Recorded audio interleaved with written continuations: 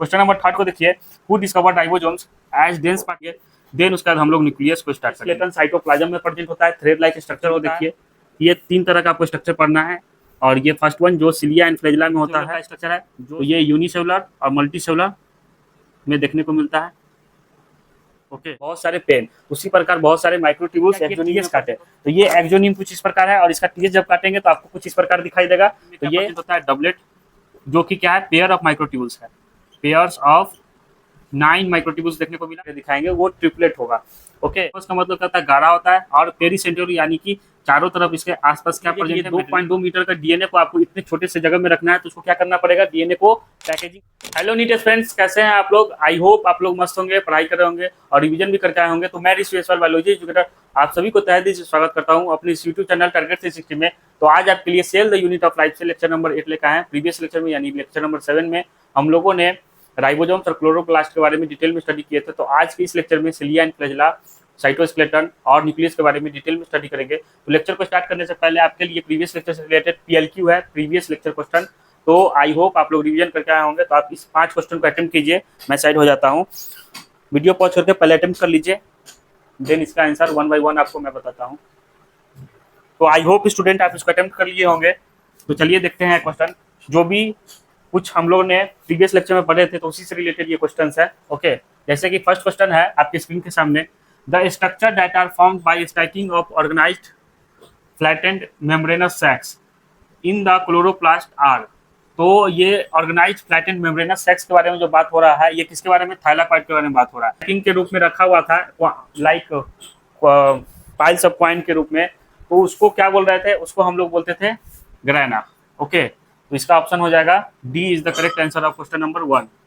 Question number 2 को देखिए, the DNA present in chloroplast is.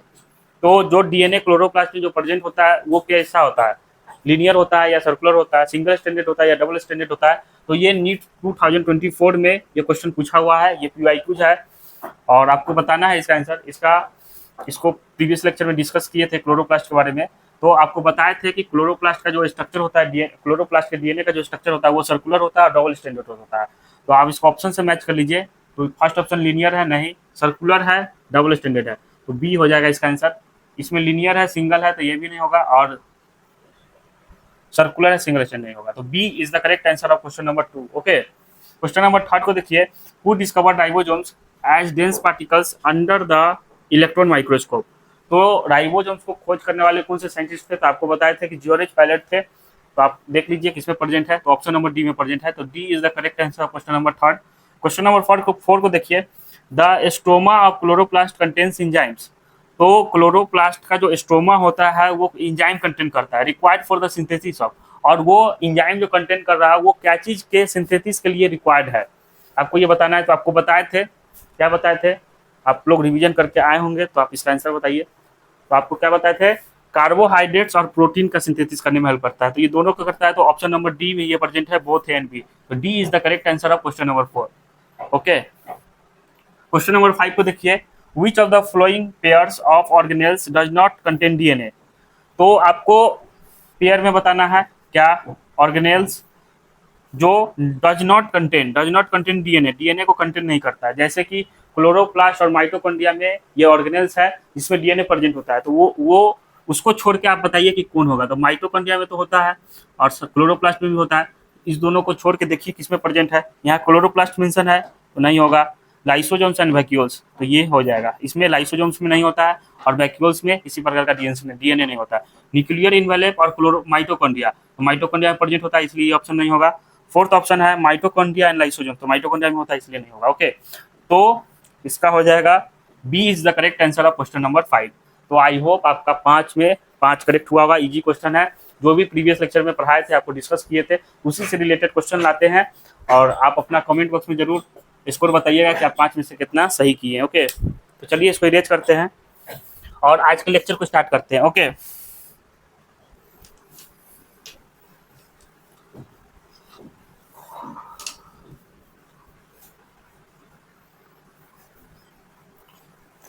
तो ये था पीएलक्यू।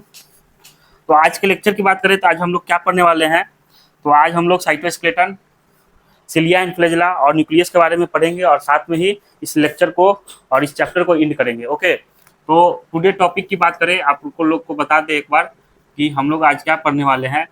तो सबसे पहले साइटोस्केलेटन के बारे में डिस्कस करेंगे। साइटोस्केलेटन होता क्या है, इसका स्ट्रक्चर क्या होता है और ये किसमें प्रेजेंट होता है। देन उसके बाद हम लोग सिलिया एंड फ्लैजेला के बारे में बात करेंगे। सिलिया एंड फ्लैजेला, आपको फ्लैजेला जो है पहले भी प्रोकैरियोटिक सेल में पढ़ा चुके हैं, तो यहाँ पे भी डिस्कस करेंगे। देन उसके बाद हम लोग न्यूक्लियस को स्टार्ट करेंगे। ओके, न्यूक्लियस और एक छोटा सा टॉपिक बित्तुसा माइक्रो बॉडीज। तो ये हम लोग का आज का लेक्चर होने वाला है। तो आप लोग रेडी हो जाइए और अपना नोटबुक पेन निकाल लीजिए। तो आप लोग हेडिंग दीजिए साइटोस्केलेटन। Okay, cytoskeleton. साइटोस्केलेटन से आज का लेक्चर को स्टार्ट कर रहे हैं। साइटोस्केलेटन, तो साइटोस्केलेटन की बात करें तो ये कैसा होता है, तो ये फिलामेंटस थ्रेड लाइक स्ट्रक्चर होता है। ये प्रोटीनियस होता है, यानी कि ये प्रोटीन का बना हुआ होता है। ओके, इसके स्ट्रक्चर की बात करें साइटोस्केलेटन के स्ट्रक्चर की, तो ये कैसा स्ट्रक्चर होता है, फिलामेंटस थ्रेड लाइक स्ट्रक्चर होता है। इसके स्ट्रक्चर की बात कर रहे हैं। और ये कैसा होता है, प्रोटीनियस होता है। प्रोटीनियस का मतलब ये हुआ, ये प्रोटीन का बना हुआ है। ओके, तो ये कहाँ प्रेजेंट होता है, तो ये साइटोप्लाज्म में प्रेजेंट होता है। और ये सेल को क्या करता है, सपोर्ट प्रोवाइड करता है, मोटिलिटी में हेल्प करता है और एक शेप मेंटेन करके रखता है। ओके, तो ये प्रेजेंट होता है, प्रेजेंट इन द साइटोप्लाज्म। आप इस बात को लिखिए कि ये कहाँ प्रेजेंट होता है, साइटोस्केलेटन साइटोस्केलेटन साइटोप्लाज्म में प्रेजेंट होता है। जैसे कि ये सेल है, तो सेल में थ्रेड लाइक स्ट्रक्चर देखने को मिलता है सेल के साइटोप्लाज्म में, तो दैट इज कॉल्ड साइटोप्लाज्म। तो साइटोप्लाज्म में जो स्ट्रक्चर, ये धागे जैसा स्ट्रक्चर आपको दिख रहा है, फिलामेंटस थ्रेड लाइक स्ट्रक्चर, और ये प्रोटीनियस होता है। ये क्या प्रोवाइड करता है, तो ये सेल को शेप प्रोवाइड देता है और स्ट्रक्चरल सपोर्ट देता है। जो भी सेल को सपोर्ट का जो जरूरत पड़ता है वो कौन प्रोवाइड करता है, साइटोस्केलेटन प्रोवाइड करता है। ओके, इसके फंक्शन की बात करें तो ये फंक्शन, तो ये तो था इसका लोकेशन, ये कहाँ प्रेजेंट होता है। इसके फंक्शन की बात करें तो ये स्ट्रक्चरल सपोर्ट प्रोवाइड करता है, स्ट्रक्चरल सपोर्ट प्रोवाइड करता है। ओके, ये मोटिलिटी में हेल्प करता है। आप इस बात को लिखिए, इस क्या चीज में हेल्प करता है, मोटिलिटी में हेल्प करता है और मेंटेनेंस करके रखता है शेप ऑफ द सेल। किसको, maintenance of the shape, shape किसका, सेल का, shape of, maintenance of shape of the cell. Okay, तो आपको कितने तरह के टाइप्स, इसके टाइप्स की बात करें तो ये कितने तरह के साइटोस्केलेटन देखने को मिलता है, तो there are 3 types, first one, second one and third one. तो first one is microfilament, microfilament. Second one is intermediate filament, intermediate filament, and third one is microtubules. Okay, तो आपको एक बार रिकॉल करा रहे हैं कि साइटोस्केलेटन होता क्या है। तो साइटोस्केलेटन साइटोप्लाज्म में प्रेजेंट होता है, थ्रेड लाइक स्ट्रक्चर होता है। तो ये फिलामेंटस थ्रेड लाइक स्ट्रक्चर है। प्रोटीनियस होता है, यानी कि ये प्रोटीन का बना हुआ है। इसकी लोकेशन की बात करें तो साइटोप्लाज्म में ये प्रेजेंट है और ये कहीं ना कहीं सेल को स्ट्रक्चरल सपोर्ट दे रहा है, शेप को मेंटेन करके रख रहा है और मोटिलिटी में हेल्प करता है। और ये क्या चीज में हेल्प करता है, तो मोटिलिटी में हेल्प करता है। ओके, माइक्रोफिलामेंट टाइप्स की बात करें तो there are 3 types, first one is microfilament, second one is intermediate filament and third one is microtubules. Okay, microfilament की बात करें तो ये कुछ सॉलिड होता है। ओके, ये सॉलिड होता है और ये कितने का होता है, 5 नैनोमीटर का होता है। कितने का होता है, 5 नैनोमीटर। इंटरमीडिएट फिलामेंट की बात करें तो ये थोड़ा इसे क्या होगा, चौला होगा, यानी कि ये 10 नैनोमीटर का होता है। नैनोमीटर मतलब समझ रहे हैं, यानी कि 10⁻⁹ मीटर, यानी कि ये इतना छोटा होता है। और इन माइक्रोट्यूब्यूल की बात करें तो माइक्रोट्यूब्यूल 25 नैनोमीटर का होता है। तो ये 25 नैनोमीटर का होता है। ओके, यहाँ तक क्लियर हो गया। अब जो आपको बताने जा रहे हैं माइक्रोट्यूब्यूल, इसके टाइप्स की बात करें, साइटोस्केलेटन का 3 टाइप्स था, microfilament, intermediate filament and microtubule. तो माइक्रोफिलामेंट इंटरमीडिएट का उतना यूज नहीं है, लेकिन माइक्रोट्यूब्यूल का जो है आपको पूरे लेक्चर में माइक्रोट्यूब्यूल के बारे में ही डिस्कस करेंगे, और इससे जो है क्या क्या स्ट्रक्चर बनता है तो उसके बारे में बात कर लेते हैं।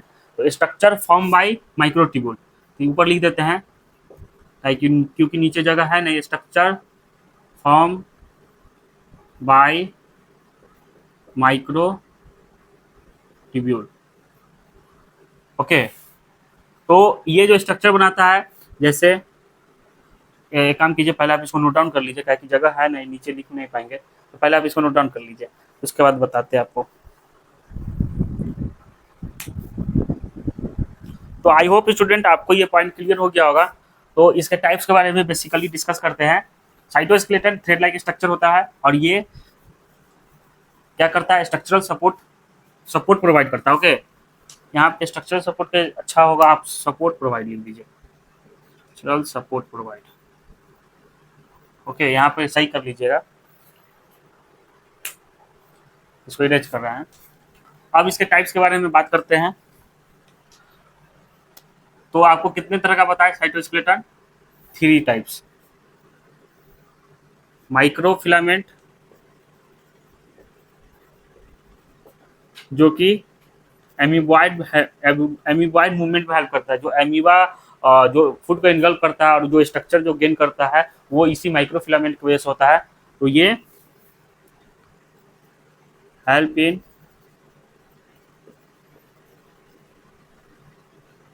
Amoeboid movement. Okay, second types की बात करें तो इंटरमीडिएट फिलामेंट आपको बताए थे। इंटरमीडिएट फिलामेंट क्या चीज में हेल्प करता है? तो ये न्यूक्लियर इन्वेलप को सपोर्ट प्रोवाइड करता है, और ये कहाँ प्रेजेंट होता है? जो न्यूक्लियर इन्वेलप होता है, यानी कि न्यूक्लियस को जो सराउंड करके जो मेम्ब्रेन होता है उसको न्यूक्लियर इन्वेलप बोलते हैं। एक आउटर मेम्ब्रेन होता है, एक इनर मेम्ब्रेन, तो ये उसको क्या करता है, सपोर्ट प्रोवाइड करता है। ओके, तो आप इसको लिखिए, provide support to nuclear envelope. And third one is आपको क्या बताए थे? माइक्रोट्यूब्यूल।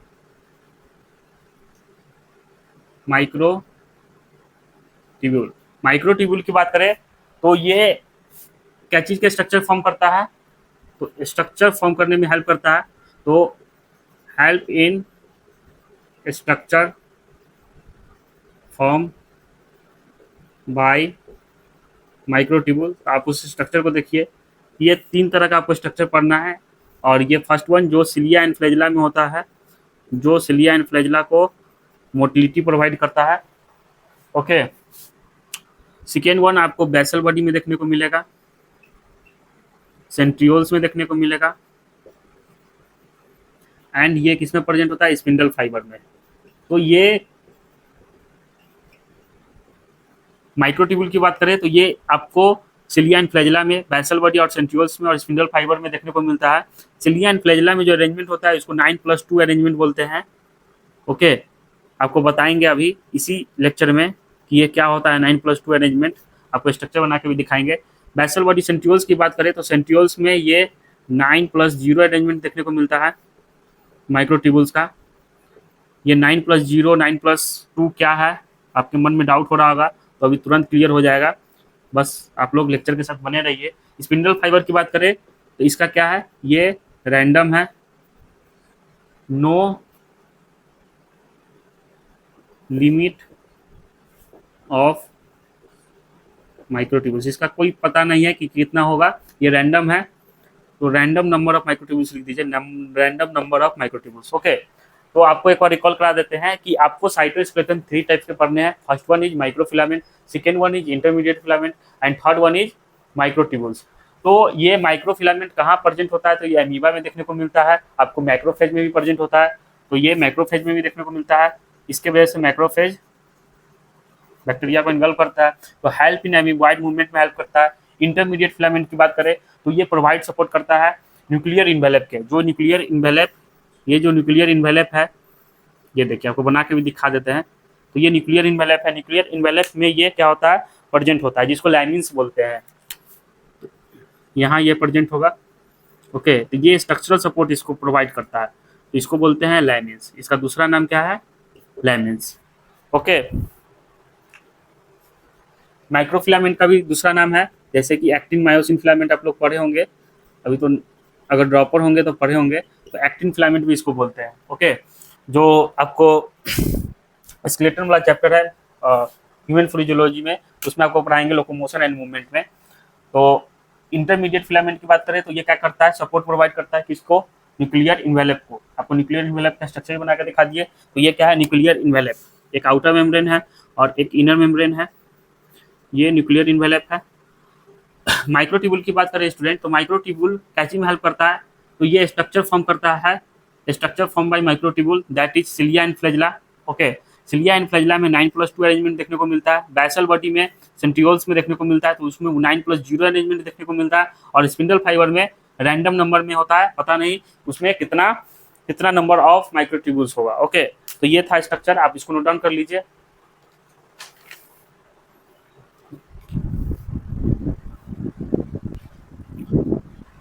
तो आई होप स्टूडेंट आप इसको नोट डाउन कर लिए होंगे। तो अब जो हम लोग आगे लेक्चर में क्या बात करने वाले हैं, तो आगे इसी लेक्चर में सिलिया एंड फ्लैजिला का स्ट्रक्चर देखेंगे। ओके, जो माइक्रोट्यूब्यूल के बारे में ही डिस्कस होगा पूरे लेक्चर में, तो सिलिया एंड फ्लैजिला के बारे में पढ़ेंगे, बैसल बॉडी सेंट्रियोल्स को देखेंगे और स्पिंडल फाइबर्स के बारे में देखेंगे, देन न्यूक्लियस को स्टडी करेंगे। तो चलिए सिलिया एंड फ्लैजिला को स्टडी करते हैं और इसको हम इरेज करते हैं।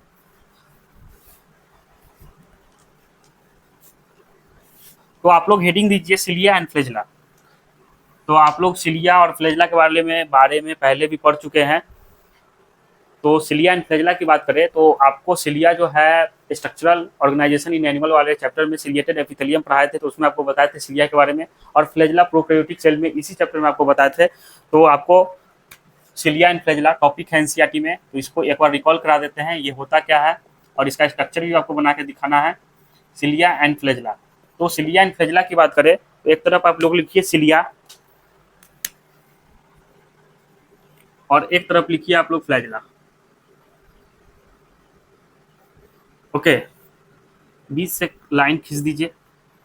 अब इस दोनों के बारे में डिस्कस करेंगे।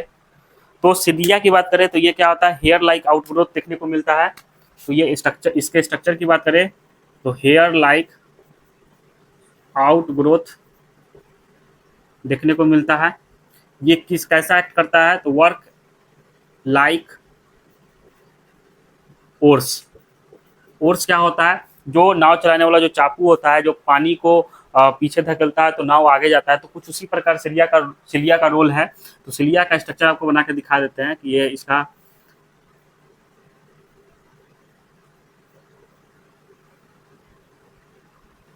तो आप लोग मेरे साथ साथ इसको बनाइए।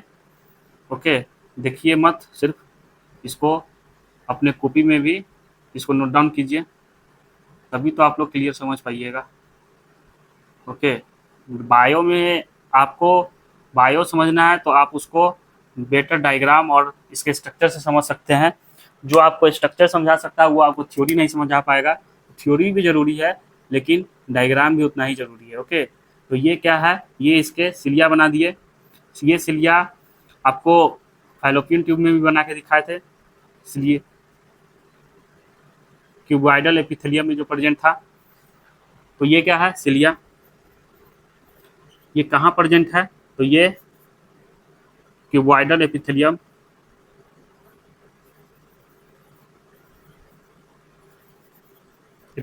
है, जो कहाँ प्रेजेंट है, present in fallopian tube. Present in, आप इस बात को लिखिए, present in fallopian tube. Okay, ये तो फैलोपियन ट्यूब में प्रेजेंट होता है। तो ये क्यूबॉइडल एपिथेलियम की बात हो गई। और ये सिंगल सेल जैसे पैरामोसियम में भी प्रेजेंट होता है। ओके, तो आपको सिंगल सेल कहाँ, यहाँ बना देते हैं, यहाँ हो जाएगा। तो आप इसको ड्रॉ कीजिए। तो इसमें भी पैरामीशियम में भी क्या होता है, प्रेजेंट सिलिया प्रेजेंट होता है, दैट इज कॉल्ड सिलिया। ये देखिए, ये सिलिया प्रेजेंट है। इसका स्ट्रक्चर कैसा है, आपके बाल की तरह आपका जो बाल है उसका इस प्रकार इसका स्ट्रक्चर है। इसलिए एनसीईआरटी लिखता क्या है, सिलिया हेयर लाइक आउटग्रोथ देखने को मिल रहा है, यानी कि पारामोसियम के ऑर्गेनिज्म, ये जो पारामोसियम ऑर्गेनिज्म है उसके बॉडी से क्या है, ये हेयर लाइक आउटग्रोथ देखने को मिल रहा है। That is called cilia. और ये पूरा स्ट्रक्चर क्या है, किसका है, तो पारामीशियम का है। इसको बोलते हैं पारामीशियम। ओके, ये पारामीशियम का है। और यहाँ फ्लैजेला पढ़ लेंगे। ओके, तो ये सिलिएटेड एपिथेलियम का स्ट्रक्चर आपको बना के दिखा, ये फैलोपियन ट्यूब में प्रेजेंट होता है। अब इसके लोकेशन की बात करें तो ये कहाँ प्रेजेंट होता है, present in eukaryotic cell, present in eukaryotic cell में देखने को मिलता है। यूकैरियोटिक सेल बोले तो यूनिसेलुलर और मल्टीसेलुलर दोनों। तो आपको यूनिसेलुलर ये है, ओके, और ये मल्टीसेलुलर का स्ट्रक्चर है। तो ये यूनिसेलुलर और मल्टीसेलुलर में देखने को मिलता है। ओके, यूनिसेलुलर में आपको पारामीशियम बताया, तो यूनिसेलुलर और मल्टीसेलुलर में ये प्रेजेंट होता है। Okay, single cell paramecium. दूसरी तरफ फ्लैजेला को देखिए, तो ये आपको फ्लैजेला बना के दिखा देते हैं।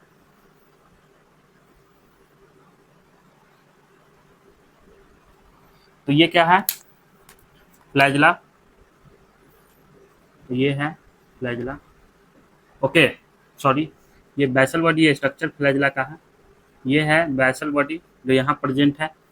ओके, ये कहाँ प्रेजेंट होता है, इसकी लोकेशन की बात करें,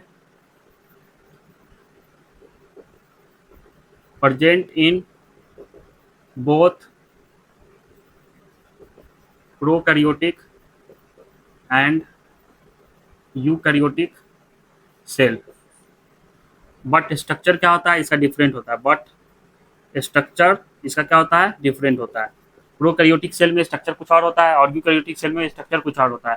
तो स्ट्रक्चरली क्या होता है, डिफरेंट। स्ट्रक्चरली, इसको लिख देते हैं, स्ट्रक्चरली डिफरेंट होता है। ओके, तो ये स्ट्रक्चरली डिफरेंट देखने को मिलता है। ओके, तो सिलिया की बात करें और फ्लैजेला, सिलिया के बारे में ये था और फ्लैजेला के बारे में ये था। और सिलिया के स्ट्रक्चरली डिफरेंट के बारे में बात करें तो एक तरफ आप लोग लिखिए प्रोकैरियोटिक फ्लैजेला, प्रोकैरियोटिक फ्लैजेला, और एक तरफ आप लोग लिखिए यूकैरियोटिक फ्लैजेला, क्योंकि दोनों का स्ट्रक्चर क्या होता है, अलग अलग होता है। तो प्रोकैरियोटिक फ्लैजेला में आपको बताए थे कि इसमें बेसल बॉडी,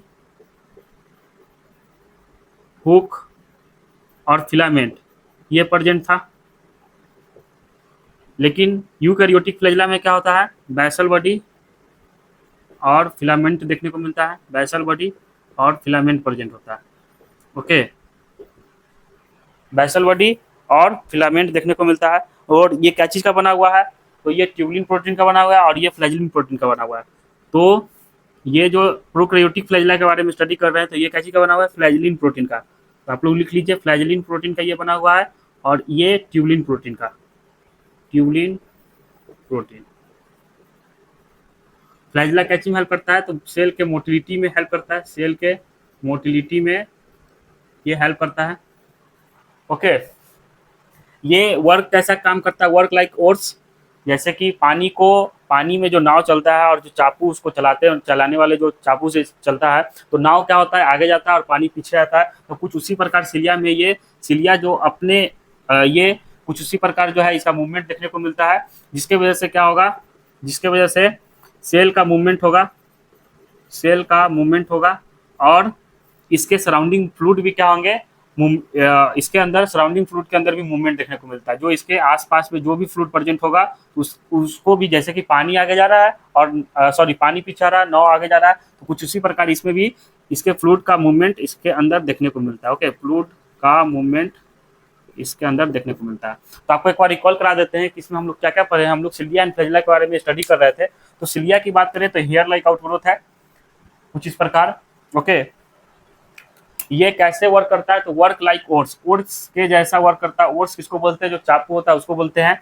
ये जैसे कि ओट्स, तो ये ओट्स जैसा वर्क करता है, यानी कि ये सेल को मूवमेंट कराने में हेल्प कर रहा है और फ्लूइड के मूवमेंट कराने में हेल्प कर रहा है। इसके आसपास जो भी फ्लूइड प्रेजेंट होगा, इसके आसपास में जो भी फ्लूइड प्रेजेंट होगा, इसके मूवमेंट में ये हेल्प करता है। तो ये आपको बना के दिखा क्यूबॉइडल एपिथेलियम जो फैलोपियन ट्यूब में प्रेजेंट है, और ये पैरामोसियम जिसमें सिलिया प्रेजेंट है। ओके, तो इसके लोकेशन की बात करें तो ये प्रेजेंट होता है यूकैरियोटिक सेल में, तो यूकैरियोटिक के यूनिसेलुलर में और मल्टीसेलुलर में, ये दोनों में देखने को मिलता है। दूसरी तरफ फ्लैजेला की बात कर रहे थे, तो ये बहुत प्रोकैरियोटिक और यूकैरियोटिक दोनों में देखने को मिलता है। ये इसका स्ट्रक्चर है और ये इसका आउटग्रोथ है। आपको स्ट्रक्चर भी बना के दिखाएंगे इसमें क्या होता है, और इसके ये दोनों में प्रेजेंट है, लेकिन स्ट्रक्चरली क्या है, डिफरेंट है, जिसकी वजह से प्रोकैरियोटिक फ्लैजेला और यूकैरियोटिक फ्लैजेला दोनों अलग पड़े। प्रोकैरियोटिक फ्लैजेला की बात करें, आपको पहले ही बता चुके थे, इसमें बेसल बॉडी, हुक और फिलामेंट इसके पार्ट्स है, तो वो प्रेजेंट होता है। बेसल बॉडी, हुक और फिलामेंट आपको जो प्रोकैरियोटिक फ्लैजेला बताए थे, तो इसके पार्ट्स बना के दिखाए थे कुछ इस प्रकार।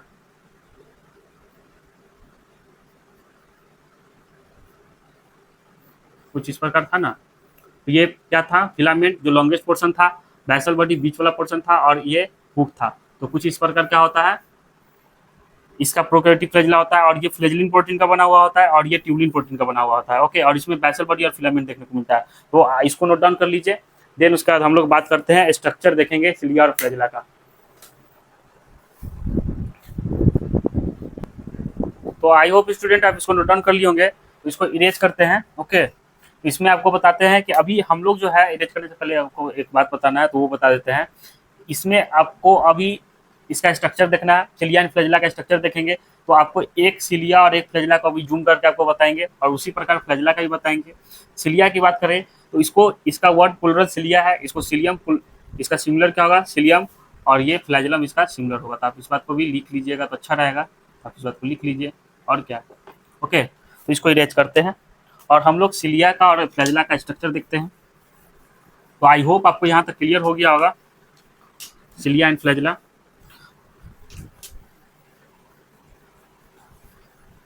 अब हम लोग बात करते हैं structure of cilia and flagella. Structure of cilia and flagella. Okay, तो ये देखिए, ये कुछ इस प्रकार इसका स्ट्रक्चर देखने को मिलता है। ये एक सिलिया, ये दूसरा सिलिया बना दिए। इस सिलिया के अंदर क्या प्रेजेंट होता है, एक्सोनिम प्रेजेंट होता है। ये क्या प्रेजेंट होता है, एक्सोनिम। ये क्या है, एक्सोनिम। जो एक्सो, ये क्या है, एक्सोनिम। आप इसको लिखिए, एक्सोनिम। ओके, और ये क्या है, इसका प्लाज्मा मेम्ब्रेन एक्सटेंड हो जाता है, आपको पता है। तो सिलिया और फ्लैजेला में प्लाज्मा मेम्ब्रेन एक्सटेंड होता है, तो ये इसका क्या है, plasma membrane, that is called plasma membrane. Okay, और इसमें भी आपको एक्सोनिम देखने को मिलेगा। तो एक्सोनिम क्या कंटेन करता है, ये कंटेन करता है, कंटेन मेनी माइक्रोट्यूब्यूल्स। इसके अंदर क्या होते हैं, मेनी माइक्रोट्यूब्यूल्स प्रेजेंट होते हैं, कंटेन मेनी माइक्रोट्यूब्यूल्स।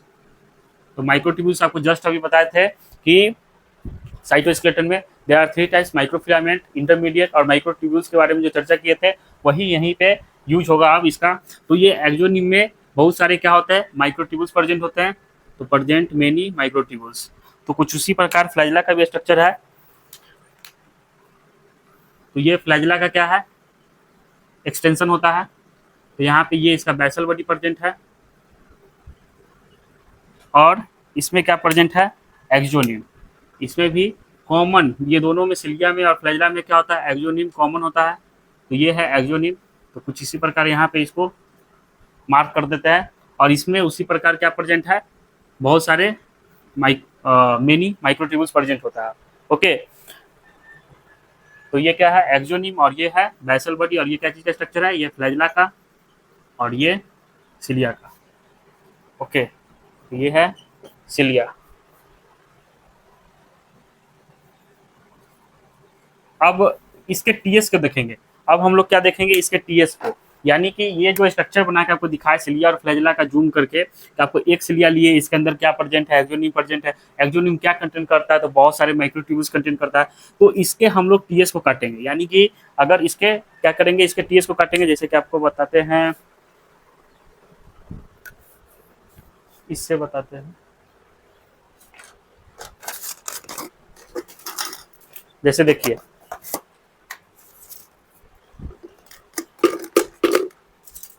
एक मिनट स्टूडेंट, आप ही के लिए कर रहे हैं। तो ये है एक्सोनिम का स्ट्रक्चर।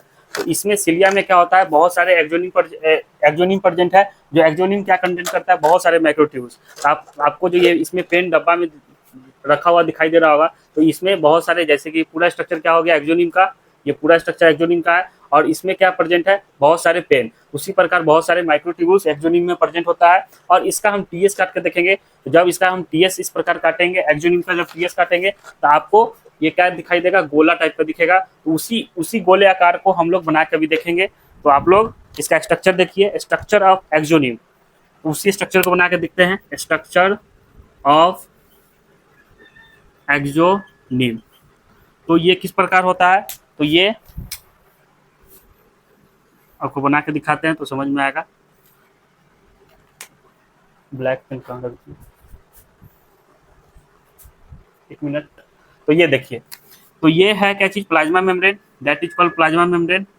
और इस एक्सोनिम में क्या होता है, बहुत सारे डबलेट प्रेजेंट होता है, बहुत सारे माइक्रोट्यूब्यूल्स प्रेजेंट होते हैं जो डबलेट के फॉर्म में होते हैं।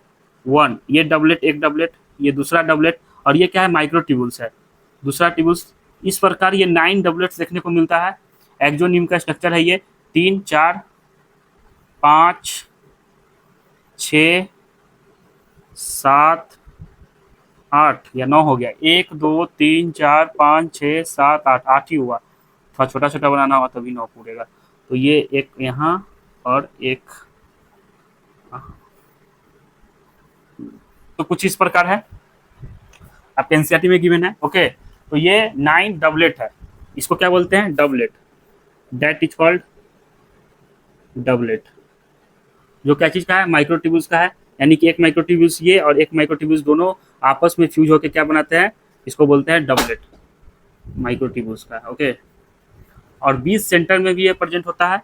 तो ये 20 सेंटर में इस प्रकार ये प्रेजेंट है, जो शीथ से कवर होता है, जो शीथ से कवर है, इसको बोलते हैं सिंगलेट। इसको क्या बोलेंगे, एक एक प्रेजेंट है ना, इसको इसलिए क्या बोलेंगे, सिंगलेट।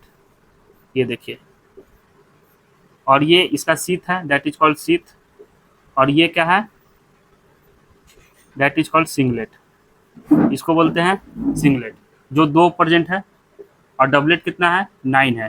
तो इसलिए इसको क्या बोलते हैं, इस अरेंजमेंट को 9+2 अरेंजमेंट। इसको क्या बोलते हैं, एक्सोनिम का स्ट्रक्चर जो है 9+2 अरेंजमेंट देखने को मिलता है, जिसमें 9 क्या है, डबलेट, और 2 क्या है, सिंगलेट। ओके, और ये आपस में कनेक्ट होते हैं बाय लिंकर से। इसको क्या बोलते हैं, लिंकर। ये आपस में क्या है, कनेक्ट है, इस प्रकार से ये कनेक्ट होते हैं। इसको दूसरा नाम इंटर डबल ब्रिज बोलते हैं आप इसको। तो ये है, इसको बोलते हैं लिंकर्स। ये जो 2 डबलेट को आपस में कनेक्ट कर रहे हैं, इसको बोलते हैं लिंकर्स, या आप इसको बोलिए इंटर डबलेट ब्रिज। और ये 2 सिंगलेट को जो कनेक्ट कर रहा है, इसको क्या बोलेंगे, इंटर सिंगलेट ब्रिज। ओके, और ये जो बीच का सेंटर है, यानी कि ये सेंटर में प्रेजेंट है, और ये पेरिफेरल में प्रेजेंट है। तो डबलेट कहाँ प्रेजेंट होता है, पेरिफेरल में। तो डबलेट प्रेजेंट होता है, यहाँ पे लिख दीजिए, ये प्रेजेंट होता है, present at the periphery. Okay, और ये क्या प्रेजेंट है, सिंगलेट। तो ये प्रेजेंट है सेंट्रल पे, सेंटर में। सिंगलेट कहाँ प्रेजेंट होता है, सेंटर में। और ये कवर होता है, covered by sheath, covered by sheath. Okay, ये क्या चीज से कवर होता है, शीथ से। अब ये एक डबलेट को ये क्या चीज से कनेक्ट कर रहा है, इस सिंगलेट से जो कनेक्ट कर रहा है, इसको बोलते हैं radial spokes, that is called radial spokes. तो प्रत्येक डबलेट इस प्रकार से कनेक्ट होता है। Okay, that is called radial spokes. इसको क्या बोल रहे हैं, रेडियल स्पोक्स। तो आप इस बात को लिख लीजिए, इसमें इंक खत्म हो गया है, तो इससे लिख रहे हैं रेडियल स्पोक्स। ओके, तो आपको एक बार रिकॉल करा देते हैं कि सिलिया और फ्लैजेला में क्या हम लोग पढ़े हैं। तो सिलिया एंड फ्लैजेला की बात करें तो इसका स्ट्रक्चर देख रहे थे। ओके, ये एक सिलिया क्या है, एक सिलिया प्लाज्मा मेम्ब्रेन से एक्सटेंड हुआ है, जिसको क्या बोलते हैं, इसको इसको बोलते हैं, ये प्लाज्मा मेम्ब्रेन सेक्शन हुआ। और इसके अंदर क्या है, एक्सोनिम प्रेजेंट है। ओके, एक्सोनिम के पास क्या है, माइक्रोट्यूब्यूल्स है, बहुत सारे माइक्रोट्यूब्यूल्स प्रेजेंट है। कुछ उसी प्रकार फ्लैजिला का भी है। तो फ्लैजिला का ये स्ट्रक्चर है, यहाँ बेसल बॉडी है और ये इसमें भी एक्सोनिम देखने को मिलता है। जो एक्सोनिम क्या है, दोनों के लिए कॉमन है, दोनों के लिए कॉमन है। तो कॉमन है तो दोनों के पास माइक्रोट्यूब्यूल्स भी होगा। जो माइक्रोट्यूब्यूल्स एक्सोनिम का जो स्ट्रक्चर जो आपको बना के दिखाए, तो ये एक्सोनिम आपको दिखाए कि ये एक्सटेंड कैसे है और इसमें एक्सोनिम प्रेजेंट है जो बहुत सारे माइक्रोट्यूब्यूल्स कंटेंट करता है। तो इसका स्ट्रक्चर क्या कि ये टीएस काटे, तो ये एक्सोनिम कुछ इस प्रकार है और इसका टीएस जब काटेंगे तो आपको कुछ इस प्रकार दिखाई देगा। तो ये ऐसे देखिए, ये कुछ इस प्रकार दिखाई देगा। तो ये उसी का गोला आकार दैट इज कॉल्ड सर्कल में जो बनाया है, ये एक्सोनिम का स्ट्रक्चर है। तो ये स्ट्रक्चर किसका है, एक्सोनिम का। और इसमें क्या है, डबलेट प्रेजेंट है। तो कितने प्रेजेंट है, 9 डबलेट प्रेजेंट है, यानी कि एक और एक 2 माइक्रोट्यूब्यूल्स प्रेजेंट है। डबलेट बोले तो माइक्रोट्यूब्यूल्स दोनों आपस में कनेक्ट है। तो ये दोनों क्या प्रेजेंट है, दोनों आपस में कनेक्ट है। और यहाँ ये इस तरह से पेरीफेरी में प्रेजेंट है। और ये बीच में जो है सिंगलेट प्रेजेंट होता है और ये क्या चीज से कवर होता है, तो शीथ से कवर होता है। यहाँ ये शीथ भी लिख दिए हैं, ये सिंगलेट है 2 है और इंटर सिंगलेट ब्रिज से ये दोनों आपस में कनेक्ट होता है। और ये दोनों जो कनेक्ट होते हैं, 2 डबलेट आपस में जो कनेक्ट होते हैं, that is called inter doublet bridge, या आप इसको लिंकर्स भी बोल सकते हैं। ओके, और ये डबलेट को जो सिंगलेट से कनेक्ट कर रहा है, that is called radial spoke, जो बीच वाले पार्ट से, जैसे कि साइकिल होता है, साइकिल में जो स्पॉक्स होता है उसको स्पॉक्स बोलते हैं। तो कुछ इसी प्रकार ये रेडियल स्पॉक्स इसको बोलते हैं। ओके, तो आप इसको नोट डाउन कर लीजिए। ये इसका प्लाज्मा मेम्ब्रेन है, तो ये भी लिख लीजिए। ये इसका क्या है, प्लाज्मा मेम्ब्रेन। जो जैसे यहाँ पे प्लाज्मा मेम्ब्रेन बनाए थे ना, तो कुछ इसी प्रकार प्लाज्मा मेम्ब्रेन इसमें ये है प्रेजेंट। ओके, इसका स्ट्रक्चर आप नोट डाउन कर लीजिए। देन उसके बाद हम लोग सेंट्रियोल्स और सेंट्रोजोम्स के बारे में बात करते हैं।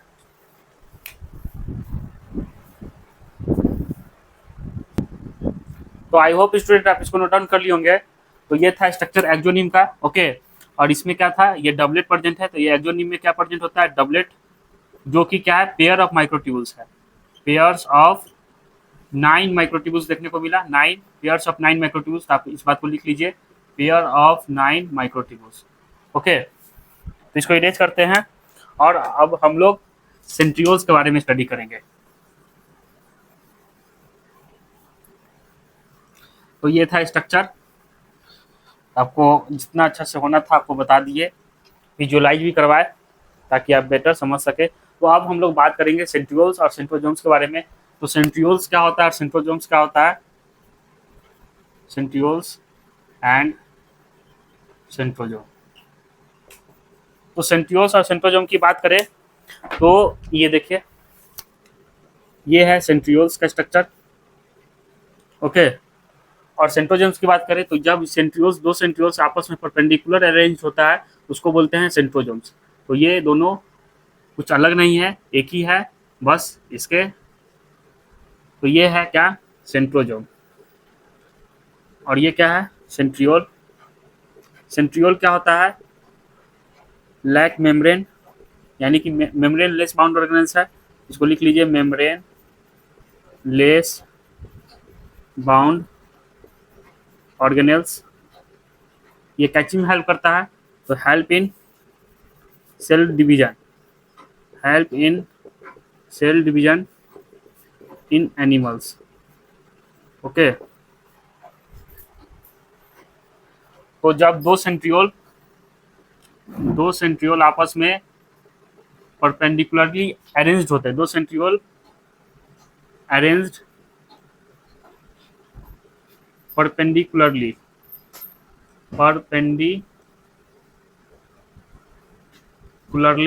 इसको क्या बोलेंगे, सेंट्रोजोम। उसी को सेंट्रोजोम बोलेंगे। ओके, इसमें क्या प्रेजेंट होता है, तो एमॉर्फस पेरीसेंट्रुलर। तो ये एक क्लाउड इसके अंदर देखने को मिलता है। जैसे ये सेंट्रोजोम है, आपको ये सेंट्रोजोम है, इसके अंदर जो क्लाउड देखने को मिलता है, ये किसका क्लाउड है, ये आपको क्लाउड बना के दिखा रहा है। ये मेम्ब्रेन नहीं है किसी प्रकार का, ये एक कवर होता है जिसको क्या बोलते हैं, एमॉर्फस पेरीसेंट्रुलर मटेरियल से क्या होता है, कवर होता है। ओके, तो सेंट्रियोल की बात करें, जैसे कि हम लोगों ने सिलिया और फ्लैजिला में देखे कि उसमें एक्सोनिम जो प्रेजेंट है, एक्सोनिम का स्ट्रक्चर जो बना के दिखा है वो डबलेट था। और यहाँ पे जो स्ट्रक्चर अभी हम सेंट्रियोल्स का बना के दिखाएंगे वो ट्रिपलेट होगा। ओके, तो सेंट्रियोल की बात करें तो यहीं पे बना के दिखाते हैं आपको इसका स्ट्रक्चर। तो सेंट्रियोल क्या होता है, ट्रिपलेट होता है। ओके, इसमें कितना ट्रिपलेट देखने को मिलेगा, इसमें भी 9 देखने को मिलता है। 9 ट्रिपलेट आपको देखने को मिलेगा। 9 ट्रिपलेट आपको देखने को मिलेगा कुछ इस प्रकार, 1 2 3, 1 2 3, 1 2 3, 1, फिर 1 2 3, 1 2 3, इस प्रकार से आप 9 बना लीजिए, 9 ट्रिपलेट। ओके, ये देखिए कितना हुआ, 1 2 3 4 5 6 7 8, इधर से बनाएंगे तो ना होगा ऐसे, उधर कम गया था, इधर एक ज़्यादा ही हो जा रहा है। 1 2 3 4, 1 2 3 4 5 6 7 8 9, हाँ तो ये 9 ट्रिपलेट प्रेजेंट है। ये क्या है, ट्रिपलेट, जो कितना है 9, इसमें 3 माइक्रोट्यूब्यूल्स देखने को मिलता है, वहाँ पेयर्स था तो 9 ट्रिपलेट्स प्रेजेंट है। 9 ट्रिपलेट प्रेजेंट है जो कि 3 ईच में कितना है, ईच कंटेन 3 माइक्रोट्यूब्यूल्स, जो कि 1 माइक्रोट्यूब्यूल्स, 2 माइक्रोट्यूब्यूल्स, 3 माइक्रोट्यूब्यूल्स, और तीनों आपस में मिले हैं, इसको ट्रिपलेट बोले। तो 1 triplet, 2 triplet, 3 triplet, 4 5 6 7 8 9, 9 triplet, 9 triplet है। और ये बीच में क्या है, बीच में प्रोटीनिशियस हब होता है, प्रोटीनिशियस स्ट्रक्चर है जिसको हब बोलते हैं। ये क्या है, हब। ये कैसा होता है, तो ये प्रोटीनिशियस होता है, यानी कि प्रोटीन का बना हुआ है, प्रोटीनिशियस। ओके, और ये सभी ट्रिपलेट जो आपको दिख रहे हैं ये आपस में कनेक्ट है बाई लिंकर्स, ये आपस में एक दूसरे से कनेक्ट है कुछ इस प्रकार। ओके,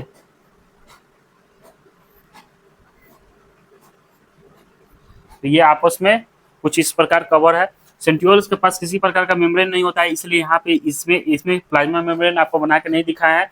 तो आपको जो अभी स्ट्रक्चर बना के दिखाए थे एक्सोनिम में, वहाँ पे आपको हम क्या बना के दिखाए थे, मेम्ब्रेन बना के दिखाए थे, उसमें प्लाज्मा मेम्ब्रेन प्रेजेंट था, और सेंट्रियोल्स में किसी प्रकार का मेम्ब्रेन प्रेजेंट नहीं होता है। ओके, तो इसमें क्या देखने को मिला, 9 ट्रिपलेट प्रेजेंट है। बीच में क्या है, सेंटर में प्रोटीनिशियस हब है, तो यहाँ पे लिख लीजिए in centre, in centre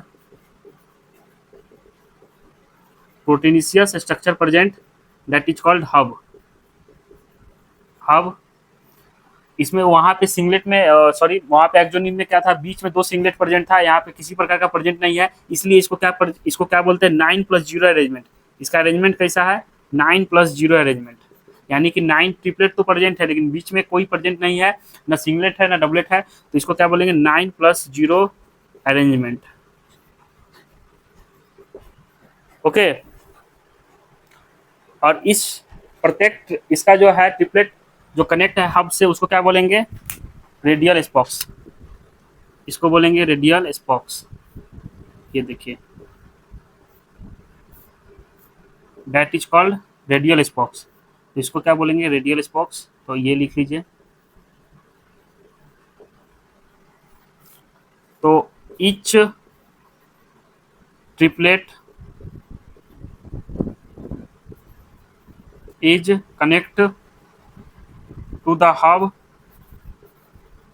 bye radial spokes, और ये इसको जो कनेक्ट कर रहा है 2 ट्रिपलेट को आपस में, दैट इज कॉल्ड लिंकर्स। ये क्या है, लिंकर्स।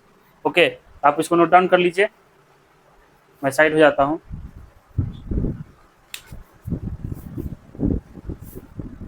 इसको नोट डाउन कर लिए स्टूडेंट। तो आप बात करते हैं इसके, एक बार रिकॉल करा देते हैं आपको। तो सेंट्रियोल्स और सेंट्रोजोम में क्या पड़े, ये एक सेंट्रियोल है। ओके, और जब 2 सेंट्रियोल आपस में परपेंडिकुलर अरेंज होंगे कुछ इस प्रकार, तो इसको क्या बोलेंगे, इस स्ट्रक्चर को सेंट्रोजोम। ओके, सेंट्रियोल क्या होता है, मेम्ब्रेन बाउंड ऑर्गेनेल्स है, ये कैचिंग में हेल्प करता है, तो सेल डिवीजन में हेल्प करता है इन एनिमल्स, ओके। जब दो सेंट्रियोल्स आपस में अरेंज्ड है परपेंडिकुलर, इसको क्या बोल रहे थे, सेंट्रोजोम को बोल रहे थे। तो ये है सेंट्रोजोम और आपस में कनेक्ट है, इसको एमोर्फस, यानी कि एमोर्फस का मतलब क्या होता है, गाढ़ा होता है। और पेरीसेंट्रियोल यानी कि चारों तरफ इसके आसपास क्या प्रेजेंट है, मटेरियल प्रेजेंट है। ओके, इसको बोले एमोर्फस पेरीसेंट्रियोलर मटेरियल। ओके, इसमें ये क्या करता है, इसके आसपास क्या प्रेजेंट होता है, माइक्रोट्यूबुल। कुछ इस प्रकार आपको बताते हैं यहाँ पे बना के।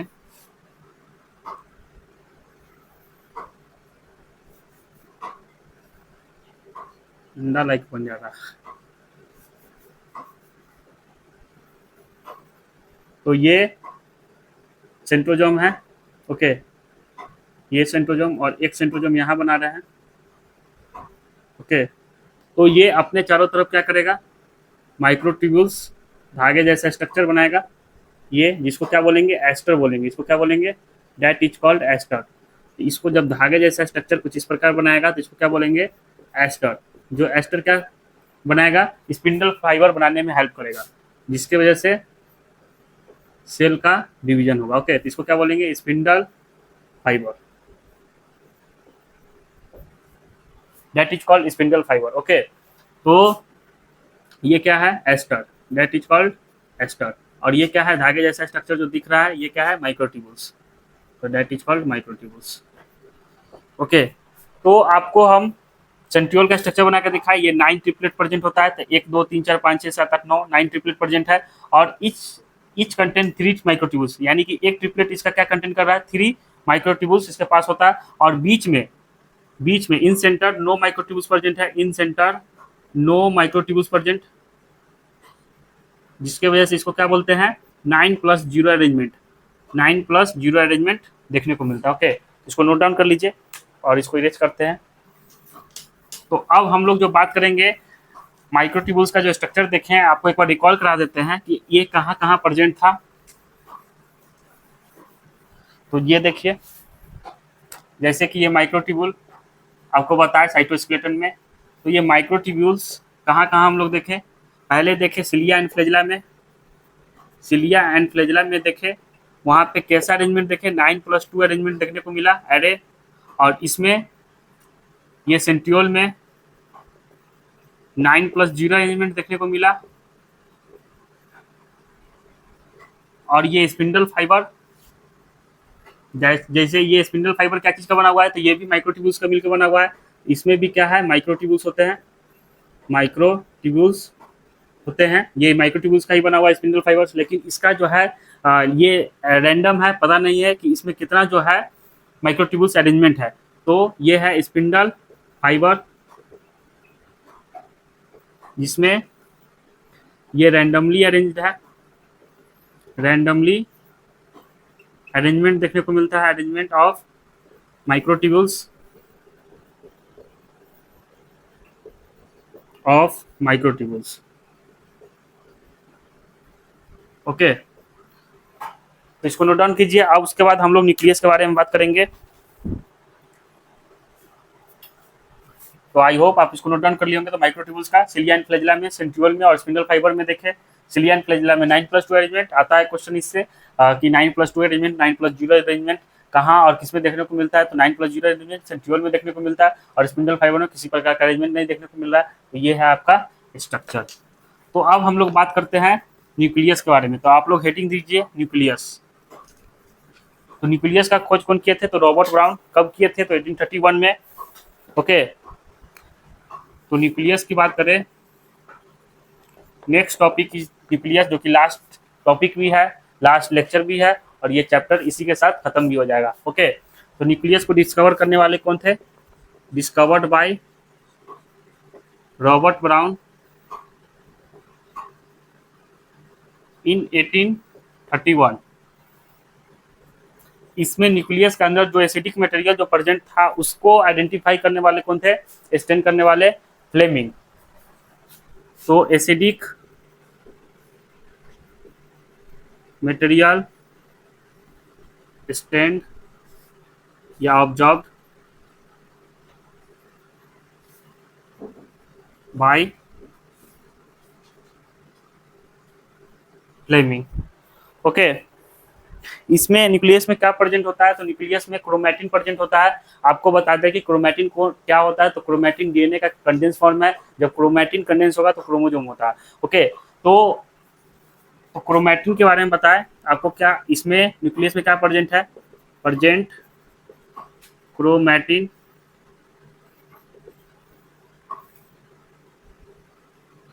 तो आपको क्रोमैटिन का स्ट्रक्चर बना के दिखा देते हैं कुछ इस प्रकार।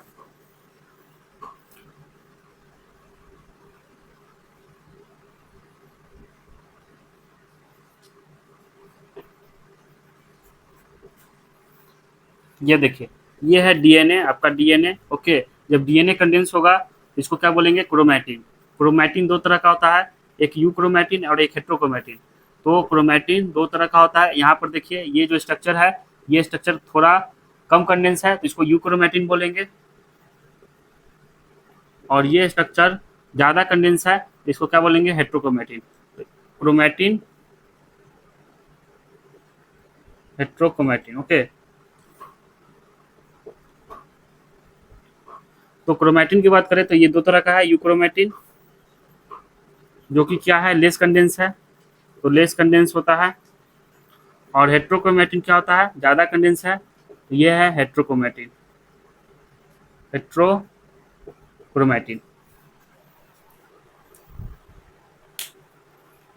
इसको लिखिए आप लोग।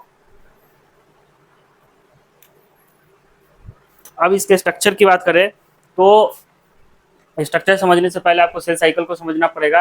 तो सेल साइकिल की बात करें तो ये 4 फेज में होता है, G1, G2 और S। जब सेल जब डिवाइड करता है तो इसमें आपको 4 फेज देखने को मिलता है।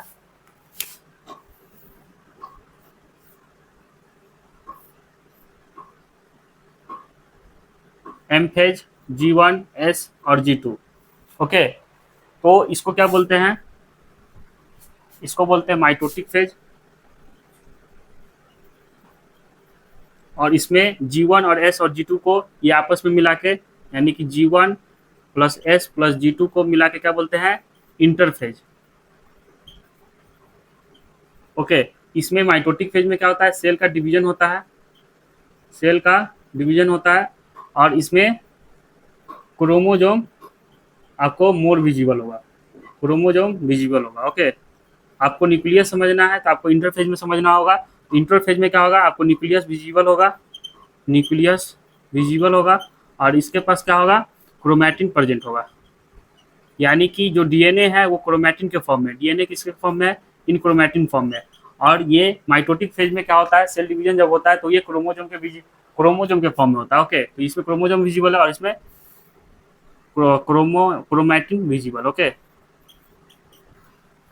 तो आपको जो स्ट्रक्चर अभी बना के दिखाएंगे न्यूक्लियस का, तो अभी जो स्ट्रक्चर इंटरफेज में आपको समझना होगा, इंटरफेज का स्ट्रक्चर आपको अभी बना के दिखाएंगे। तो पहले आप इसको नोट डाउन कर लीजिए।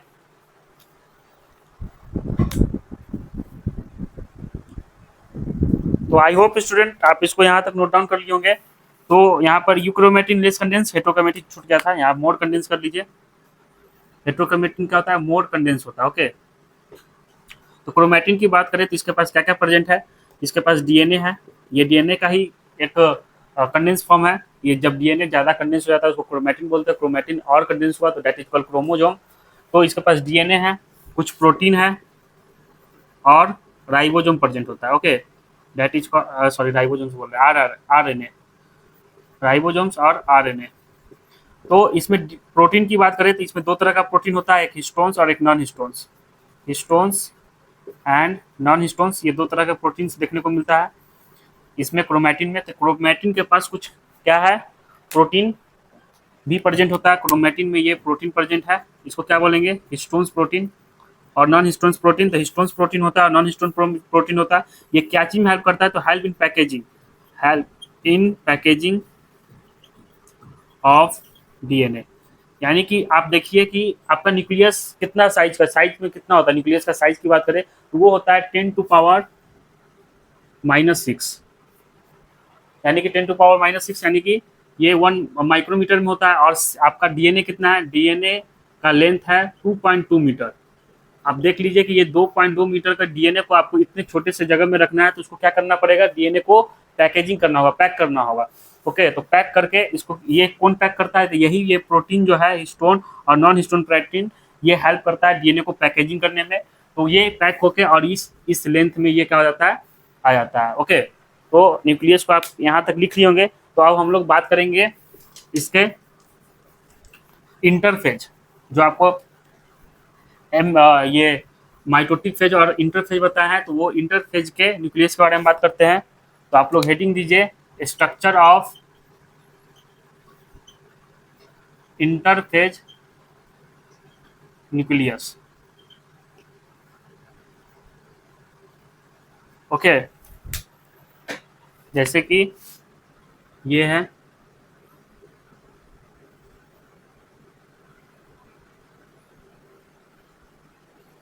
तो ये इसका क्या है, आउटर मेम्ब्रेन,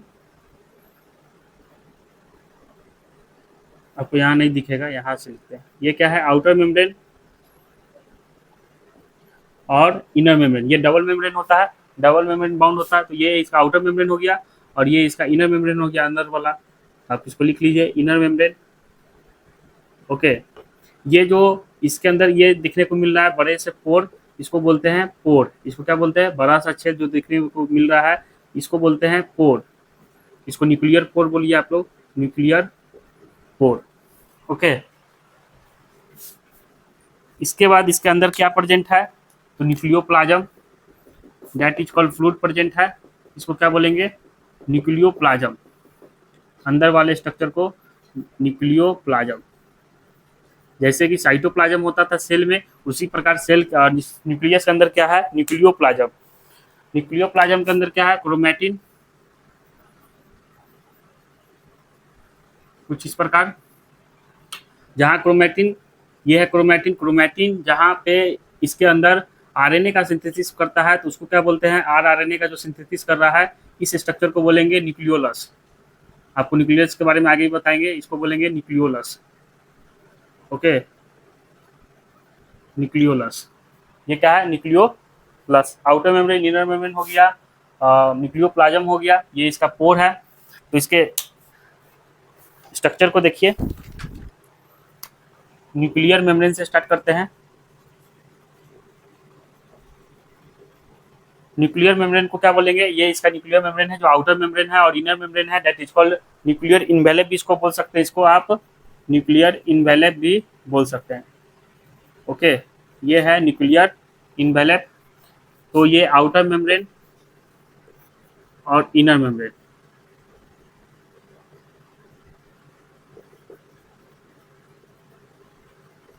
आउटर मेम्ब्रेन की बात करें, तो आउटर मेम्ब्रेन किसके साथ कंटिन्यूअस होता है, आउटर मेम्ब्रेन इंडोप्लाज्मिक रेटिकुलम के साथ कंटिन्यूअस होता है। तो continuous with endoplasmic reticulum, ER लिख रहा है, इंडोप्लाज्मिक रेटिकुलम। और ये इस किसके कंटेक्ट में है, इनर मेम्ब्रेन। तो ये न्यूक्लियोप्लाज्म के कंटेक्ट में है, अंदर में जो ये स्ट्रक्चर प्रेजेंट है, दैट इज कॉल्ड न्यूक्लियोप्लाज्म। तो ये किसके कंटेक्ट में है, इनर मेम्ब्रेन, कंटेक्ट विथ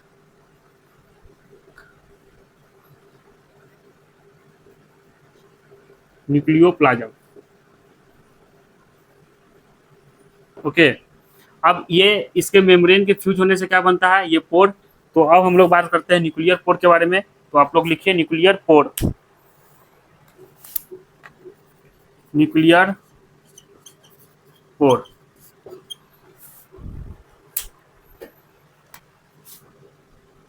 तो न्यूक्लियर मेम्ब्रेन क्या चीज से बना है, फ्यूजन से बना है। किसके, आउटर और इनर मेम्ब्रेन के फ्यूजन से बना है। आउटर और इनर मेम्ब्रेन के फ्यूजन से ये न्यूक्लियर पोर बना है। इसको क्या लिखेंगे, फ्यूजन ऑफ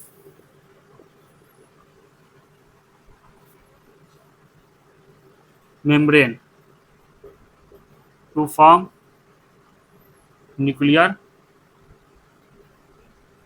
पोर। ओके, और ये आउटर और इनर मेम्ब्रेन के बीच में जो स्पेस प्रेजेंट है, that is called perinuclear membrane. इसको क्या बोलेंगे, पेरी न्यूक्लियर मेम्ब्रेन। यहाँ पे आपको लिख देते हैं, ऊपर जगह खाली है, ये दैट इस स्ट्रक्चर को पेरी न्यूक्लियर मेम्ब्रेन बोलते हैं। एनसीईआरटी लिखता है इसके बीच का स्पेस कितना होता है, तो 10 to 50 माइक्रो नैनोमीटर। इसके बीच का स्पेस कितना होता है, 10 to 50 नैनोमीटर का स्पेस होता है आपस में। ओके, तो ये क्या है, पेरी न्यूक्लियर मेम्ब्रेन। जो कैसा एक्ट करता है, एक्ट एज अ बैरियर, ये बैरियर की तरह एक्ट करता है। ओके, तो अब हम लोग बात करते हैं पेरी न्यूक्लियर स्पेस। सॉरी, इसको पेरी न्यूक्लियर स्पेस कर दीजिएगा, मेम्ब्रेन नहीं, पेरी न्यूक्लियर स्पेस। इसको क्या बोलेंगे, जिसका स्पेस कितना है 10 to 15 नैनोमीटर, यहाँ पे लिख दिए 10 to 15 नैनोमीटर, और ये बैरियर जैसे काम करता है। तो न्यूक्लियर पोर्ट कैसा का, nuclear port, sorry, nuclear port का क्या वर्क है, तो न्यूक्लियर पोर्ट का वर्क है जो ये आरएनए को बाहर भेजना और प्रोटीन को अंदर लेना, या प्रोटीन को बाहर भेजना या आरएनए को अंदर लेना, ये किसका काम है, तो ये न्यूक्लियर पोर्ट के थ्रू होता है। तो move protein and RNA outside और इनसाइड। ओके, अब हम लोग बात करते हैं पेरी न्यूक्लियर स्पेस। जो इसके बीच का डिस्टेंस कितना है दोनों के, ये दोनों आपस में आउटर और इनर मेम्ब्रेन के बीच के स्पेस को पेरी न्यूक्लियर मेम्ब्रेन बोलते हैं। तो space between outer and inner membrane, outer and inner membrane के स्पेस को बोलते हैं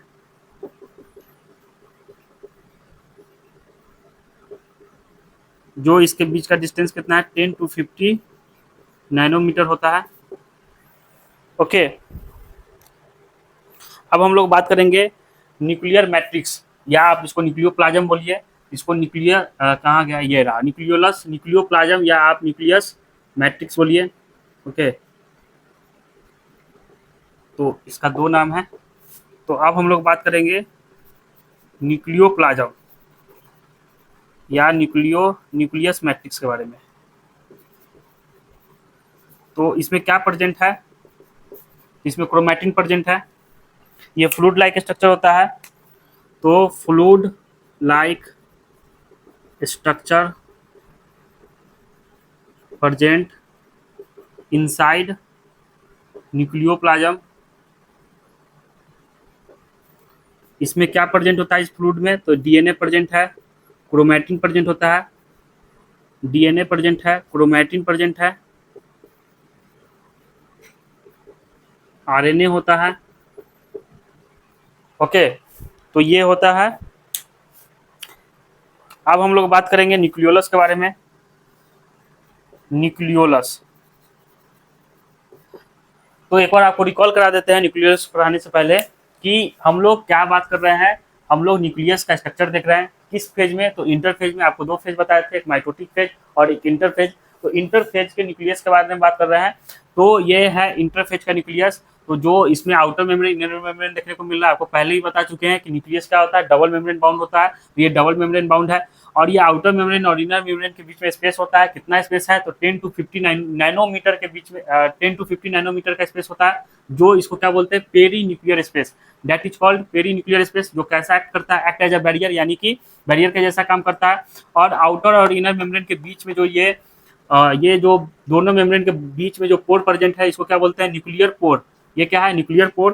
तो आपको न्यूक्लियर पोर के बारे में बताया कि fusion of membrane to form nuclear pore. तो ये दोनों मेम्ब्रेन के फ्यूजन से क्या बनता है, न्यूक्लियर पोर बनता है, जो क्या करता है, मूव पार्टिकल्स आरएनए और मूव प्रोटीन और आरएनए आउटसाइड और इनसाइड, यानी कि बाहर से अंदर भेजने का काम इसी पोर के थ्रू होता है। न्यूक्लियस से जो बाहर प्रोटीन जाएगा या अंदर आएगा, तो ये इस पोर के थ्रू बाहर और अंदर करेगा। ओके, पेरी न्यूक्लियर स्पेस के बारे में बात करें तो perinuclear space that is called perinuclear space. Space between outer और इनर मेम्ब्रेन, यानी कि ये दोनों के बीच के डिस्टेंस को क्या बोलते हैं, perinuclear space. Okay, nucleolus, nucleoplasm और न्यूक्लियस मैट्रिक्स के बारे में बात किए। तो जो आउटर मेम्ब्रेन और इनर मेम्ब्रेन के अंदर जो भी स्ट्रक्चर प्रेजेंट है, that is called nucleus matrix बोलिए, या आप न्यूक्लियोप्लाज्म बोलिए। जैसे कि सेल के अंदर जो स्ट्रक्चर प्रेजेंट था उसको क्या बोले थे, साइटोप्लाज्म। उसी प्रकार ये फ्लूइड प्रेजेंट है जिसको क्या बोल रहे हैं, न्यूक्लियोप्लाज्म। ओके, तो ये क्या है, न्यूक्लियोप्लाज्म जो फ्लूइड लाइक स्ट्रक्चर प्रेजेंट होता है इनसाइड न्यूक्लियोप्लाज्म। इसमें डीएनए होता है, क्रोमैटिन होता है। डीएनए कैसे फॉर्म में होता है, इन फॉर्म ऑफ क्रोमैटिन के फॉर्म में होता है, in form of chromatin. Okay, अब हम लोग बात करने वाले हैं न्यूक्लियोलस के बारे में। तो ये है न्यूक्लियोलस, पहले भी आपको मार्क कर चुके हैं। तो न्यूक्लियोलस क्या होता है, ये मेम्ब्रेन लेस बाउंड ऑर्गेनेल्स है, मेम्ब्रेन लेस होता है। ये क्या होता है, पहले आप लोग लिख लीजिए, ये मेम्ब्रेन लेस होता है। ओके, और ये कैची बनाता है, तो राइबोसोमल आरएनए का सिंथेसिस करता है। जैसे ये क्रोमैटिन है, क्रोमैटिन ये आरएनए बना के जो देगा उस स्ट्रक्चर को, उस क्लाउड को क्या बोलेंगे, न्यूक्लियोलस बोलेंगे। क्या बोलेंगे, न्यूक्लियोलस। तो ये क्या है, न्यूक्लियोलस, और ये क्या चीज बना रहा है, आरआरएनए बना रहा है। सिंथेसिस ऑफ आरआरएनए, यानी कि ribosomal RNA, ribosomal RNA. Okay. और ये इसका स्ट्रक्चर की बात करें तो इसका स्ट्रक्चर कैसा होता है, स्फेरिकल स्ट्रक्चर होता है। इसका स्ट्रक्चर कैसा होता है, स्फेरिकल। ये देख रहे हैं गोल से आकार, इसका स्ट्रक्चर स्फेरिकल होता है। तो आपको यहाँ पे लिख देते हैं कि मेम्ब्रेनलेस है, स्फेरिकल है। ओके, तो आप इस बात को नोट डाउन कीजिए। देन उसके बाद हम लोग अब बात करेंगे एमएच के बारे में। तो आई होप स्टूडेंट आप इसको नोट डाउन कर लिए होंगे। तो अब बात करते हैं, अब इसके एमएच को देखेंगे। तो ये था इसका स्ट्रक्चर इंटरफेज में, न्यूक्लियस का स्ट्रक्चर किसमें था, इंटरफेज में। जिस इंटरफेज में क्या है, तो आपको क्रोमैटिन विजिबल होता है। ओके, तो इस इंटरफेज में क्रोमैटिन विजिबल होता है। और अब जो बात करेंगे एम फेज के बारे में बात करेंगे, जिसमें क्या होगा, क्रोमोजोम विजिबल होगा। तो अब इसको इरेज करते हैं। आई होप आपको यहाँ तक समझ में आ गया होगा, इसका स्ट्रक्चर समझ में आ गया होगा। तो ये था न्यूक्लियस का structure in interphase. Okay,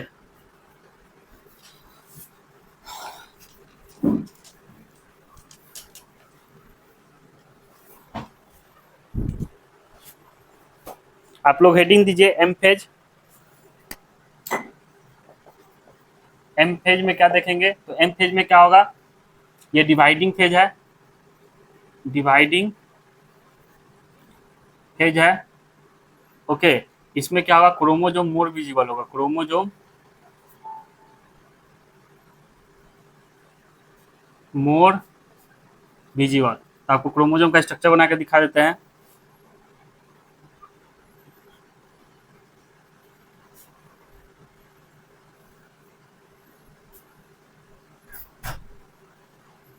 okay, तो ये है क्रोमोजोम का स्ट्रक्चर।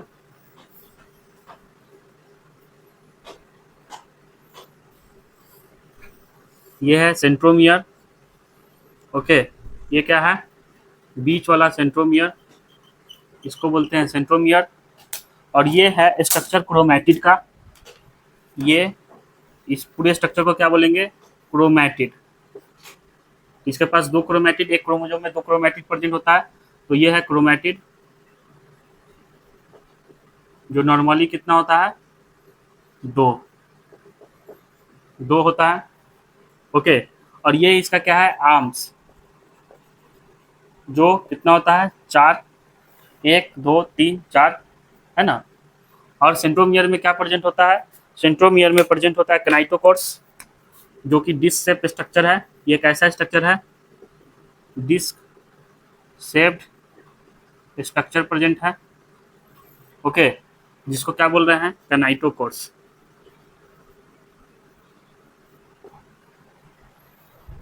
ओके, सेंट्रोमियर क्या करता है, होल्ड टुगेदर क्रोमैटिड, क्रोमैटिड को होल्ड करके रखता है। ये दो आपस में, ये क्रोमैटिड को होल्ड करके रखता है, एक क्रोमैटिड ये, एक क्रोमैटिड ये, तो दोनों को आपस में hold together two chromatid of a of chromosome. Okay, इसमें प्रेजेंट होता है सेटेलाइट। ये क्या है, इसको बोलते हैं सेटेलाइट। ओके, तो ये है आपका क्रोमोजोम का स्ट्रक्चर। तो आप इसको नोट डाउन कीजिए।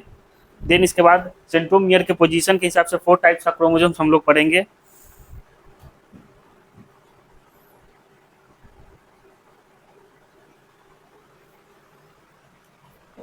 आई होप आप इसको नोट डाउन कर लिए होंगे। तो ये है क्रोमोजोम, ये क्या है, क्रोमोजोम। ये सेंट्रोमियर है, ये कैनाइटोकोर्स है, जो डिस्क शेप का स्ट्रक्चर होता है।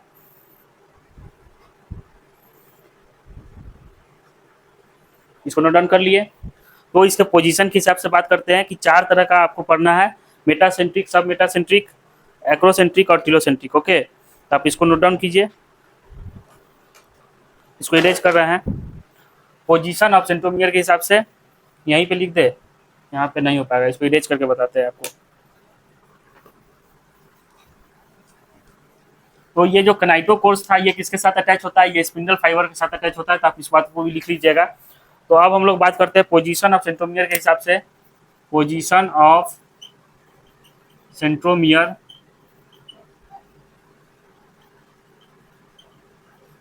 फोर टाइप्स के आपको क्रोमोसोम पढ़ना है। ओके, तो वो फोर टाइप्स कैसा है? तो पहला है मेटासेंट्रिक,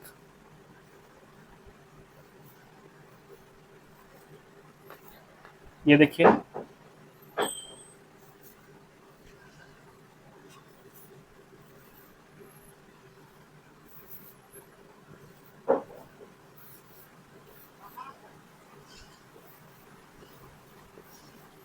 ये क्या है, मेटासेंट्रिक। ये क्या है, सब मेटासेंट्रिक, सब मेटासेंट्रिक। ये क्या है, एक्रोसेंट्रिक क्रोमोसोम। और ये क्या है, टीलोसेंट्रिक, जो टर्मिनल में प्रेजेंट है, टीलोसेंट्रिक। ओके, तो ये कहाँ प्रेजेंट है, सेंटर पे।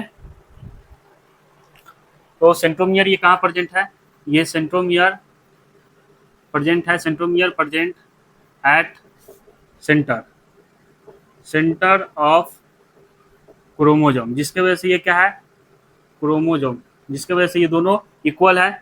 तो इसको लिखिए आप लोग, बोथ क्रोमैटिड या both arms are equal, both arms are equal. सब मेटासेंट्रिक में क्या है, ये आपके आर्म्स क्या है, स्लाइटली अवे है, तो their arms are slightly away from centromere. Okay, जिसके वजह से ये क्या होता है, अनइक्वल। ये क्या है, अनइक्वल। एक्रोसेंट्रिक कहाँ है, तो acrocentric close to the telomere present होता है, क्लोज, ये close to the end, end present होता है। ओके, और ये टीलोसेंट्रिक जिसमें दो आर्म्स प्रेजेंट है, only two arms are present. और ये कहाँ प्रेजेंट होता है, टर्मिनल इंड पे होता है, इंड, टर्मिनल इंड लिख दीजिए। ओके, ये कहाँ प्रेजेंट है, टर्मिनल इंड पे प्रेजेंट होता है, तो आप इस बात को लिखिए।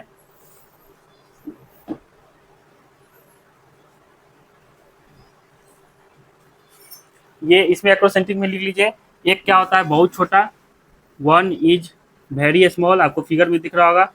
और एक क्या होता है, वन इज वेरी, मतलब कि बोथ आर्म्स, ये ऐसे लिखिए जैसे कि ये one arm is very small, और एक आर्म क्या होता है, एक आर्म इसका वेरी लार्ज होता है। ओके, आप इसको नोट डाउन कीजिए।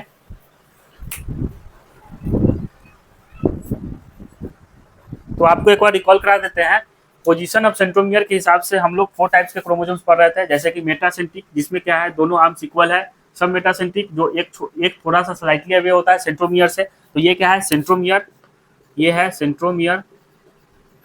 सेंट्रोमियर में क्या प्रेजेंट है, कनाइटोकोर्स, तो कनाइटो सेंट्रोमियर से ये थोड़ा सा स्लाइटली अवे होता है, तो their arms are slightly away from centromeres. और ये क्या होता है, जिसकी वजह से ये अनइक्वल हो जाता है, और इसमें क्या था, इक्वल था, the both arms are equal. Okay, then उसके बाद हम लोग बात किए एक्रोसेंट्रिक, तो एक्रोसेंट्रिक में क्या देखेंगे, क्लोज टू द इंड, ये क्या होता है, एक इंड पे प्रेजेंट होता है, और इसमें वन आर वेरी स्मॉल, सही से नहीं लिखे, इसको लिख देते हैं, वन आर वेरी स्मॉल, बहुत छोटा होगा, और एक बहुत बड़ा होगा, other is very large, other is very large. Okay, then उसके बाद हम लोग टीलोमेट्रिक की, टीलोसेंट्रिक की बात किए थे, तो टीलोसेंट्रिक में क्या होता है, only two arms are present, यानी कि आप देख सकते हैं इसमें दो आर्म्स मात्र प्रेजेंट है, क्योंकि ये कहाँ प्रेजेंट है, present at terminal end, present at terminal end, यानी कि इसके इंड पर प्रेजेंट है, सेंट्रोमियर के इंड में, इसलिए सिर्फ दो आर्म्स देखने को मिलता है। तो ये था पोजीशन ऑफ सेंट्रोमियर। सेंट्रोमियर के हिसाब से 4 टाइप से क्रोमोसोम। अब लास्ट हम लोग माइक्रोबडीज के बारे में स्टडी करेंगे। तो आप लोग हेडिंग दीजिए माइक्रोबडीज।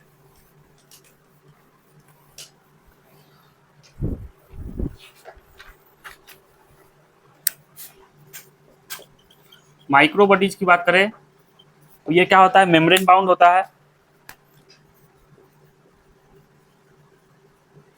मेम्ब्रेन बाउंड होता है। इसमें क्या प्रेजेंट है, तो इसमें इंजाइम प्रेजेंट होता है। ये वेसिकल्स के फॉर्म में होता है, प्रेजेंट होता है in form of vesicles. Microbodies in form of vesicles के फॉर्म में होता है। ओके, जिसके अंदर क्या प्रेजेंट है, इसके अंदर इंजाइम प्रेजेंट होते हैं। तो इट कंटेन इंजाइम, और ये प्लांट सेल और एनिमल सेल दोनों में देखने को मिलता है। तो found in both plant and animal cell. इसके बारे में कुछ ज़्यादा पढ़ना है नहीं, बस इतना जान जाइए ये मेम्ब्रेन बाउंड होता है और इसके पास इंजाइम होता है। ओके, और ये दोनों बहुत एनिमल सेल और प्लांट सेल में देखने को मिलता है। तो इसी के साथ आपका cell the unit of life chapter end हुआ। और नेक्स्ट लेक्चर में जो नया चैप्टर स्टार्ट करेंगे, हम लोग सेल साइकिल और सेल डिवीजन के बारे में पढ़ेंगे, और वहाँ से स्टार्ट करेंगे cell cycle and cell division. 3-4 lecture का होगा। तो इसी के साथ cell the unit of life खत्म होगा। Thank you so much. आप लोग रिवीजन करते रहिए, और इसका जो है आपको ऑपरेशन 45 लेके आएंगे क्वेश्चन प्रैक्टिस। तो ठीक है, थैंक यू, मिलते हैं नेक्स्ट लेक्चर में।